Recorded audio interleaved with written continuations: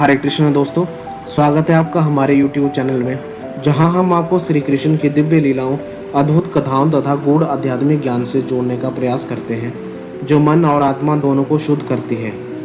दोस्तों, भगवान श्री कृष्ण की बाल लीलाओं में एक विशेष स्थान है राक्षसों का वध। जब जब कोई दैत्य या राक्षस पृथ्वी पर अत्याचार करता, तब तब श्री कृष्ण अपने दिव्य बाल रूप में उसे समाप्त कर देते।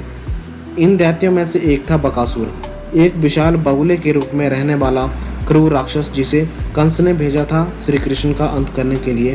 परंतु श्री कृष्ण की लीला अपार है और उनके बाल रूप में भी ऐसी शक्ति थी कि बड़े बड़े दैत्य उनके सामने असहाय हो जाते। मथुरा का अत्याचारी राजा कंस, जिसने भविष्यवाणी के भय से श्री कृष्ण को जन्म लेते ही मारने की योजना बनाई थी, बार बार असफल हो रहा था। जब श्री कृष्ण को गोकुल से नंदगाम और फिर वृंदावन भेजा गया, तब भी कंस ने अपनी योजनाएं नहीं छोड़ी।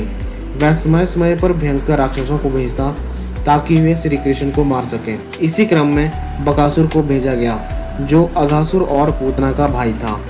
बकासुर एक अत्यंत विशाल और भयंकर बगुले के रूप में था।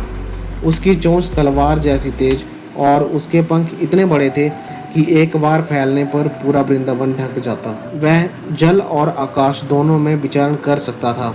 उस समय वृंदावन में नंद बाबा, यशोदा और समस्त गोप गोपियां अत्यंत शांतिपूर्ण जीवन जीते थे।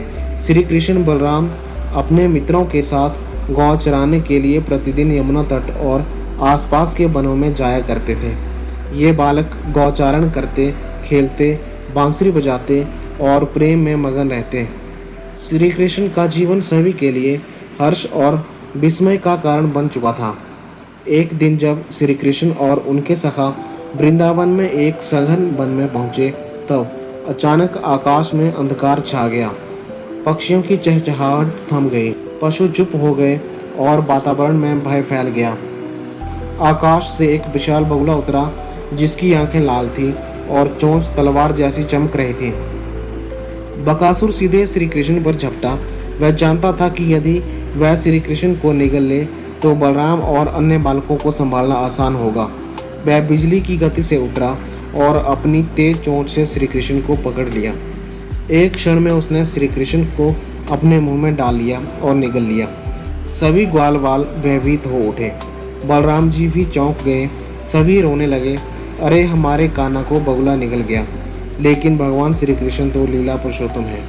कुछ ही क्षणों में बकासुर की आंखें फैलने लगी, उसका गला जलने लगा और उसका मुंह भीतर से जलने लगा। दरअसल भगवान के शरीर में अग्नि और तेज है। राक्षस उनके शरीर को पचा नहीं सकते। अंततः बकासुर की पीड़ा इतनी बढ़ गई कि उसने श्री कृष्ण को उल्टी कर बाहर निकाल दिया।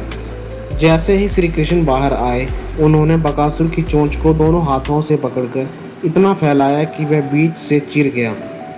बकासुर वहीं ढेर हो गया, उसका प्राण निकल गया। आसमान में देवताओं ने पुष्प वर्षा की, जय हो कृष्ण कन्हैया लाल की ध्वनि गूंज उठी।